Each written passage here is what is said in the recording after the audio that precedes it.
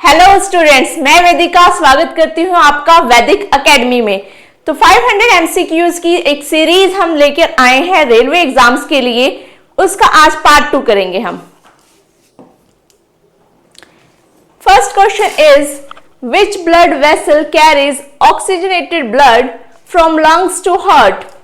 यानी कि कौन सी ब्लड वेसल ऐसी है जो ऑक्सीजनेटेड ब्लड यानी जिस ब्लड में ऑक्सीजन मिली हुई है उस ब्लड को लंग से लेके हार्ट तक पहुंचाती है। सो ऑप्शंस हैं pulmonary artery, second is pulmonary vein, aorta या वेना कावा। अब ये क्वेश्चन आपका है हार्ट से, ठीक है। एंड इस तरह के क्वेश्चन अक्सर पूछे जाते हैं एग्जाम में। सो इसका आंसर देख लेते हैं। इसका आंसर है आपका पल्मोनरी वेन। जनरली जो वेन होती है वो डीऑक्सीजनेटेड ब्लड कैरी करती है, जो नॉर्मल वेन होती है। लेकिन पल्मोनरी वेन इकलौती ऐसी वेन है जो ऑक्सीजनेटेड ब्लड जो है लेके जाती है, ठीक है। ये याद रखना आपने। वेन जो है वैसे डीऑक्सीजनेटेड ब्लड लेती है और आर्टरी ऑक्सीजनेटेड ब्लड लेके जाती है, लेकिन पल्मोनरी वेन या पल्मोनरी आर्टरी के साथ उल्टा कंसेप्ट है। Second question is largest artery in human body. तो सबसे बड़ी आर्टरी ह्यूमन बॉडी के अंदर कौन सी है? अयोर्टा, कैरोटिड, रेनल या फिर पल्मोनरी। सो आंसर क्या होगा इसका? अयोर्टा, ठीक है। अयोर्टा सबसे बड़ी जो है आर्टरी है जो पूरे बॉडी में जो है सर्कुलेट करती है ब्लड को, ठीक है। ब्लड को भेजती है पूरी बॉडी के अंदर। Next question is which blood cell fights infection. So easy सा क्वेश्चन है। इन्फेक्शन से लड़ता कौन है हमारी बॉडी के अंदर, ठीक है। आरबीसी, डब्ल्यूबीसी, प्लेटलेट्स या फिर प्लाज्मा। इसका आंसर होगा डब्ल्यूबीसी। व्हाइट ब्लड सेल्स जो है हमारा इम्यूनिटी सिस्टम है, ठीक है। एक तरह से इम्यूनिटी प्रोवाइड करते हैं हमारी बॉडी के अंदर, ठीक है, white blood cells. Normal heart rate जो एक ह्यूमन का होता है, एक एडल्ट इंसान का, कितना जो है हार्ट रेट होता है, यानी कि 1 मिनट के अंदर कितना हार्ट बीट करता है, ठीक है। सो एक नॉर्मली जो है आपका 72 कहा जाता है, लेकिन एक रेंज रहती है, ठीक है। सो रेंज इसमें से कौन सी रहेगी? सो इसकी रेंज रहेगी आपकी 60 to 100, ठीक है। 60 to 100 जो है रेंज रहती है। अब देख लेते हैं अलग अलग बॉडी में जो है आपकी हार्ट बीट कैसे रहती है। जैसे विमेन है, विमेन के अंदर 79 बीट्स पर मिनट रहता है, ठीक है। 1 मिनट में 79 बार जो है हार्ट बीट करता है। एथलीट्स की अगर हम बात करें, जो स्पोर्ट्स पर्सन होते हैं, एथलीट्स होते हैं, ठीक है, उनकी 55 बीट्स पर मिनट रहती है, ठीक है। अब ये जो बीट्स है ज्यादा अगर हाई जाएंगी, ठीक है, अगर जैसे 100 जा रही है, 120 जा रही है, तो ये नॉर्मल नहीं रहता है। ये यहाँ पे हेल्थ इश्यूज को दर्शाता है कि इस पर्सन का कोई ना कोई हेल्थ इशू है, ठीक है। ज्यादा बीट जो है बढ़ रही है, यानी कि हार्ट से रिलेटेड कोई डिजीज हो सकता है या फिर हेल्थ इशू हो सकता है। थोड़ा कम जाना, ठीक है, यहाँ से थोड़ा सा कम की तरफ जाना 55-60 तक, ठीक है, ये सही रहता है, ये अच्छा माना जाता है। एथलीट्स का आप देख सकते हैं। इन्फेंट्स की बात करें, कभी कभी इन्फेंट्स को पूछ लिया जाता है, ठीक है। तो इन्फेंट्स जो 1 महीने का है, ठीक है, या अभी अभी बॉर्न हुआ है, न्यू बॉर्न बेबी, उसका 70 से 190 तक रहता है। और जो बेबी 1 से लेके 11 मंथ तक का है उसका 80 से 160 तक रहता है। धीरे धीरे जो है ये डिक्रीज होके नॉर्मल रेंज तक आ जाता है, ठीक है। सो मैंने यहाँ पे सारे डिस्कस कर लिए। इन्फेंट्स का पूछे या वीमेन का पूछे, कुछ भी पूछ सकता है। Next is blood clotting component, ठीक है। तो ये क्वेश्चन इजी है लेकिन एग्जाम में अक्सर पूछ लिया जाता है, ठीक है। अब बात ये नहीं है कि क्वेश्चन इजी कराए जा रहे हैं या टफ कराए जा रहे हैं। अक्सर हम इजी चीजें छोड़ देते हैं और इजी चीजें जब गलत हो जाती है, इजी क्वेश्चन गलत हो जाते हैं, सिलेक्शन वहीं पे रुकता है। इसलिए प्रैक्टिस हमें सबकी करनी है, चाहे वो इजी क्वेश्चन है या टफ क्वेश्चन है, ठीक है। Options RBC, platelets, plasma, haemoglobin. तो क्लॉटिंग के लिए रिस्पॉन्सिबल है प्लेटलेट्स, ठीक है। सो क्लोटिंग के लिए हमारा क्या रिस्पॉन्सिबल रहता है, प्लेटलेट्स रहते हैं। सो प्लेटलेट हेल्प करता है क्लोटिंग में। Next is which chamber pumps blood to body. अब यहाँ पे चैम्बर की बात की गई है। हार्ट जो होता है वहां पे 4 चैम्बर्स होते हैं जो ह्यूमन बॉडी में हार्ट है, ठीक है।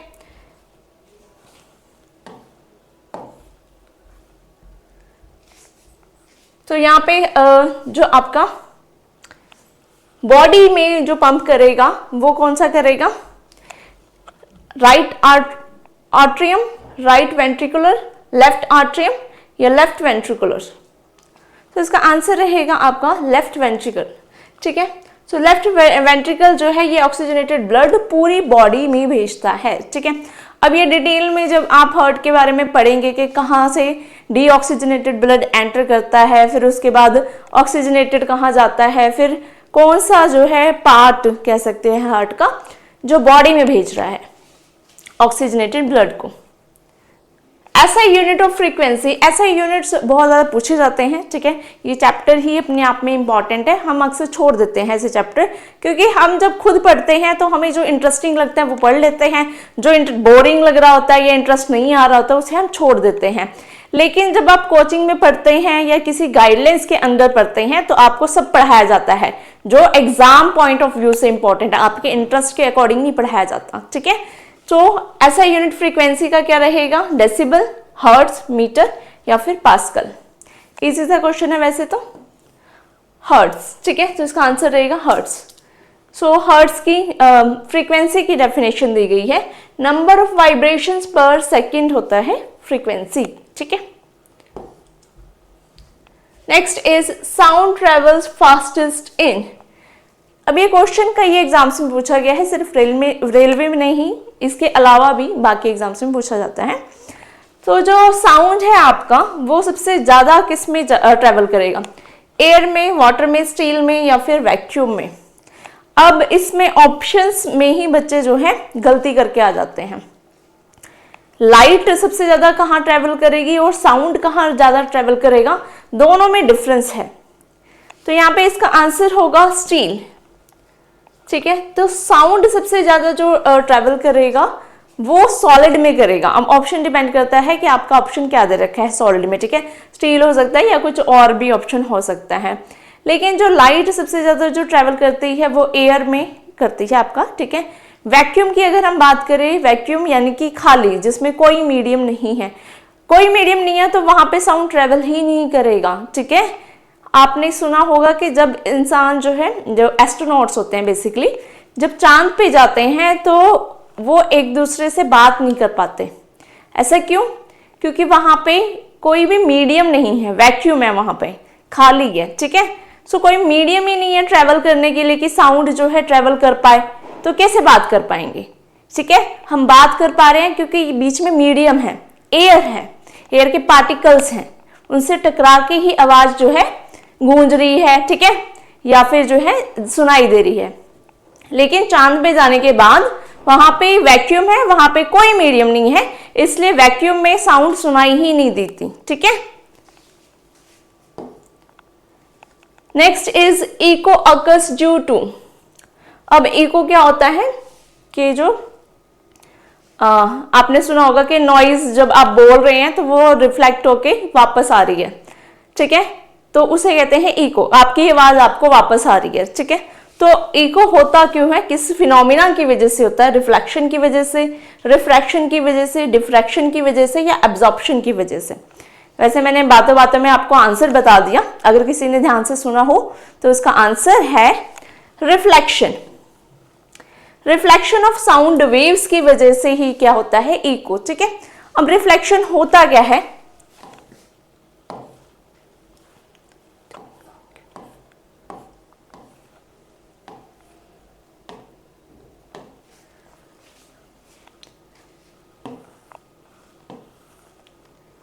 अब सपोज करो ये एक दीवार है, कह सकते हैं, ठीक है। अब आपने कुछ बोला, ठीक है, ये साउंड आपका गया और यहां से टकरा के वापस आ गया सेम मीडियम में, ठीक है, एक ही मीडियम के अंदर। ये सेम मीडियम था, ये एयर थी, ठीक है, कह सकते हो, और ये वॉल था, ठीक है। इससे टकराया, वापस आ गया सेम मीडियम के अंदर, इसे कहते हैं रिफ्लेक्शन। ठीक है, और एक होता है रिफ्रैक्शन। रिफ्रैक्शन में क्या होता है, जैसे ये वाटर है आपका, ठीक है, शायद आपको दिख ना रहा हो तो मैं यहीं पे बना देती हूँ। जैसे ये वाटर है आपका और यहाँ पे है एयर, नीचे है आपका वाटर। तो जब आपकी साउंड आई, ये ठीक है, ये कोई भी वेव आई, ठीक है, साउंड आया एयर से, फिर वो वाटर के अंदर चला गया, तो यहाँ पे मीडियम चेंज हो जाता है। ठीक है, जब मीडियम चेंज हो गया तो इको नहीं बनेगा। ठीक है, वापस से रिफ्लेक्ट होके वो आ ही नहीं पाया। ठीक है, वाटर के अंदर चला गया, वाटर में एब्जॉर्ब हो गया। ठीक है, कह सकते हो, तो इसे कहेंगे रिफ्रैक्शन ऑफ लाइट या रिफ्रैक्शन ऑफ साउंड। ठीक है, सो आई होप आपको रिफ्लेक्शन और रिफ्रैक्शन में जो डिफरेंस है वो समझ आया होगा। बच्चों को इसमें थोड़ी कंफ्यूजन हो जाती है रिफ्लेक्शन और रिफ्रैक्शन को लेके, और एग्जाम में तो बहुत ज्यादा होती है। Next is human Audible range. तो हमारी जो रेंज, ठीक है, हम किस रेंज की आवाज को सुन सकते हैं। ठीक है, इससे कम की जो रेंज की आवाज है वो हमें सुनाई नहीं देती, या फिर उससे ज्यादा वाली भी हम नहीं सुन सकते। ठीक है, सो क्या रेंज है, 20 से लेके 20,000 हर्ट्ज, 200 से 2000, 10 से लेके 10,000 या 50 से लेके 50,000। सो रेंज है हमारी 20 से लेके 20,000 हर्ट्ज। ठीक है, ये हमारी नॉर्मल सुनने की रेंज है। ठीक है, जो 20 हर्ट्ज से नीचे के होते हैं वो एनिमल्स जो है उस रेंज को सुन पाते हैं। ठीक है, जैसे कि चूहे सुना होगा आपने, जैसे भूकंप वगैरह आता है या कोई वाइब्रेशन होती है, या जो डॉग्स होते हैं, ठीक है, उनको जल्दी पता चल जाता है। ठीक है, उनको ये वाइब्रेशन सुनाई देती है कि अर्थक्वेक आने वाला है। ठीक है, हमें नहीं सुनाई देती वो वाइब्रेशंस। ठीक है, क्योंकि हमारी रेंज वो नहीं है। ठीक है, next is noise pollution effects. अब ये बहुत ही इजी क्वेश्चन है। ठीक है, बच्चे को पता होगा, लेकिन फिर भी देखो रेलवे ने पूछा है। ठीक है, क्योंकि कुछ मार्क्स जो है बनाने होते हैं ऑन एन एवरेज, कि एवरेज बच्चा इतना तो कर जाएगा, एवरेज से थोड़ा सा ऊपर आप कर लेते हो तो आपका सिलेक्शन हो जाता है फिर। ठीक है, सो नॉइज पोल्यूशन किसको अफेक्ट करेगा, हियरिंग को। ठीक है, सुनने की क्षमता को। Next is instrument measuring sound. तो साउंड को मेजर करने के लिए कौन से इंस्ट्रूमेंट का यूज करेंगे, ammeter, sound meter, thermometer, volt meter. अब जब इस तरह का क्वेश्चन आप एग्जाम में देखते हैं तो आपको लगता है कि साउंड मीटर बड़ा इजी सा ऑप्शन दे दिया इन्होंने, ये नहीं होगा शायद। ठीक है, थोड़ा टफ सा होगा इसका ना आंसर। हो सकता है एमीटर हो, थर्मोमीटर तो चलो पता होता है। ठीक है, कुछ और ऑप्शन दिया हो। ठीक है, लेकिन इसका आंसर बहुत इजी है, साउंड मीटर ही है। साउंड को मेजर करने के लिए क्या यूज करते हैं, साउंड मीटर ही करते हैं। ठीक है, next is bending of light between mediums. अब इसकी डेफिनेशन मैंने आपको थोड़ी देर पहले करवाई कि जो लाइट है बैंड कर रही है मीडियम्स में, यानी दो अलग अलग मीडियम में बैंड कर रही है, तो उस फिनोमिना को क्या कहेंगे, डेफिनेशन पूछ ली उसने डायरेक्ट। ठीक है, तो उस फिनोमिना को क्या कहेंगे, रिफ्रैक्शन। अलग अलग मीडियम की बात की गई है तो होगा refraction. Next is image in plane mirror. तो प्लेन मिरर कैसी इमेज बनाता है, real inverted, virtual erect, real erect, virtual inverted. इसका आंसर क्या होगा देख सकते हैं, प्लेन मिरर जो आपकी इमेज बनाएगा वो वर्चुअल इरेक्ट बनाएगा।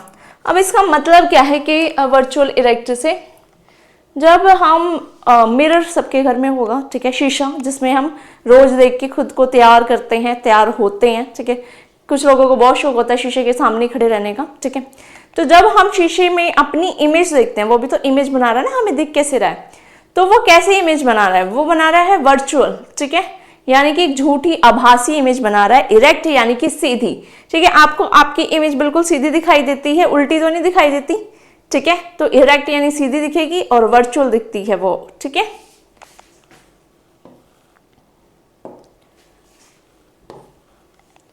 Next is speed of light. So light की स्पीड क्या है। ठीक है, वैसे तो ये बहुत छोटा सा क्वेश्चन है, लेकिन अगर आपने रिवाइज नहीं किया है, ठीक है, या फिर आपको टाइम हो गया है पढ़े, तो ऐसे क्वेश्चन भी एग्जाम में गलत हो जाते हैं। ठीक है, 3:10⁸, 3:10⁶, 3:10⁵, 3:10⁴। तो लाइट की स्पीड है आपकी वैक्यूम में 3:10⁸, ठीक है। Next is longest wavelength colour. ऐसा क्वेश्चन कई बार आया है, रिपीटेड क्वेश्चन है ये, ठीक है, तो इसको अच्छे से याद रखना है। लॉन्गेस्ट भी और सबसे शॉर्टेस्ट भी याद रखनी है आपने। सो लॉन्गेस्ट वेवलेंथ किस कलर की रहती है? रेड कलर की, ठीक है। तो सबसे ज्यादा जो वेवलेंथ रहती है वो किस कलर की रहती है? आपकी रेड कलर की। अब रेड कलर आपने जो है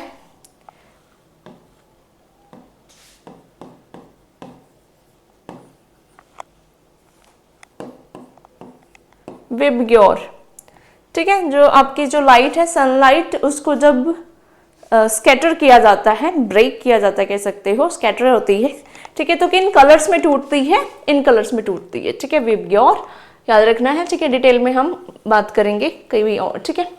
तो इसमें जो लॉन्गेस्ट वेवलेंथ है वो है आपकी रेड कलर की, ठीक है, और सबसे शॉर्टेस्ट वेवलेंथ किसकी रहेगी? वायलेट कलर की, ठीक है। तो रेड की वेवलेंथ सबसे लॉन्गेस्ट रहती है, इसलिए जितने भी आपके ट्रैफिक सिग्नल्स हो गए, ठीक है, या फिर रेलवे के जो सिग्नल्स हो गए वो आपके रेड होते हैं, ठीक है, रेड या ग्रीन होते हैं, ठीक है। रेड डेंजर का प्रतीक होता है, ठीक है, और रेड को ही रखा गया कि दूर से दिख जाए, ठीक है, आपको दूर से ही दिख जाए कि हाँ यहाँ पे रेड लाइट है या कुछ डेंजर है, ठीक है, रुकना है हमें, ठीक है। Next is device splitting white light, ठीक है। तो वही जो मैंने कहा कि व्हाइट लाइट को स्प्लिट किया गया है, 7 कलर्स में स्प्लिट होती है। तो कौन सी डिवाइस से स्प्लिट करते हैं? प्रिज्म, लेंस, मिरर या फिर स्क्रीन? तो इसका आंसर होगा प्रिज्म, ठीक है। बचपन में आपने भी कुछ एक्सपेरिमेंट किए होंगे कि प्रिज्म लाके, ठीक है, लाइट पास कराते थे, पेपर पे देखते थे कलर, ठीक है, तो ये वही है। तो ये किस फिनोमिना से होता है? ये डिस्पर्जन ऑफ लाइट, यानी कि लाइट आपकी डिस्पर्स हो रही है, अलग अलग कलर्स में टूट रही है प्रिज्म से, ठीक है, प्रिज्म की हेल्प से। Next is lens correcting myopia. ये क्वेश्चन बहुत इंपॉर्टेंट है और पता नहीं कितने एग्जाम्स में आया है, ठीक है, सिर्फ रेलवे ने ही नहीं, और भी बहुत एग्जाम्स हैं जिसमें ये क्वेश्चन पूछा गया है, क्योंकि साइंस सिर्फ रेलवे के अलावा और भी एग्जाम्स में आती है आपका, ठीक है। कुछ स्पेशल इंस्टीट्यूट के एग्जाम्स होते हैं, ठीक है, उनमें भी आती है, जैसे IARI का एग्जाम हो गया, ठीक है, स्टेट PCS के जो एग्जाम्स होते हैं वहां पे भी आती है, ठीक है। सो मायोपिया एक डिसऑर्डर होता है जिसको आप नियर साइटनेस भी कहते हैं, ठीक है। मायोपिया में आप नजदीक की चीजें देख पाते हैं लेकिन दूर की नहीं देख पाते, ठीक है। इसको करेक्ट कौन से लेंस से करेंगे? ठीक है, कन्वेक्स, कनकेव, सिलेंड्रिकल या बाइफोकल? तो इसका आंसर होगा आपका कॉनकेव लेंस। तो कॉनकेव लेंस दिखता कैसा है आपका?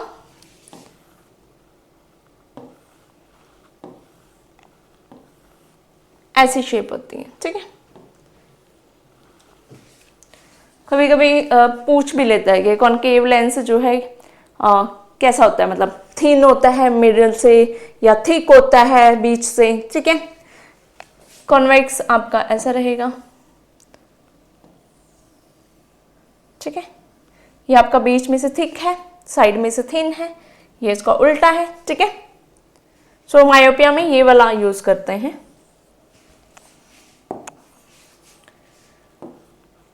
Next is vitamin C deficiency. So deficiency से विटामिन से क्वेश्चंस आते हैं आपके, ठीक है। सो विटामिन सी की कमी से कौन सा रोग हो जाएगा? Rickets, scurvy, beriberi night blindness, ठीक है। तो इजी सा क्वेश्चन है, आंसर होगा स्कर्वी, ठीक है। स्कर्वी जो हमारे दांतों में हो जाता है ये रोग, ठीक है, ब्लीडिंग गम्स यानी कि खून निकलने लगता है हमारे जो गम्स हैं, हमारे जो मसूड़े हैं वहां से, ठीक है। ये क्यों होता है? विटामिन सी की कमी से। विटामिन सी का रिचेस्ट सोर्स क्या होता है, ठीक है, मतलब किसमें विटामिन सी भर भर के पाया जाता है, सबसे ज्यादा पाया जाता है? मुझे कमेंट में इसका आंसर करें। Next is malaria caused by. Malaria बीमारी बहुत ज्यादा फैलती है, ठीक है, और ये क्वेश्चन बहुत ज्यादा पूछा जाता है, ठीक है, क्योंकि बच्चों ने जिन्होंने नहीं पढ़ा होता है ढंग से, डिटेल से नहीं पढ़ा होता है, उन्हें लगता है कि वायरस होगा, बैक्टीरिया होगा, प्रोटोजोआ होगा या फंगस होगा, ठीक है। जनरली लोग वायरस की तरफ चले जाते हैं, ठीक है। लेकिन जो मलेरिया बीमारी है वो फैलती है प्रोटोजोआ से, और इसका जो प्रोटोजोआ है स्पेसिफिक, उसका नाम है प्लाज्मोडियम पैरासाइट, ठीक है। ये भी नाम आपको याद रखना है क्योंकि ये भी एग्जाम में पूछा गया है। सो आज के लिए इतना ही, ठीक है। आई होप आपको ये सीरीज अच्छी लग रही होगी। अगर आप चाहते हैं कि इसे हम कंटिन्यू करें और अगर इस क्वेश्चंस की प्रैक्टिस करना चाहते हैं तो मुझे कमेंट में बताइए, मैं इसकी PDF भी आपको प्रोवाइड कर दूंगी। Thank you.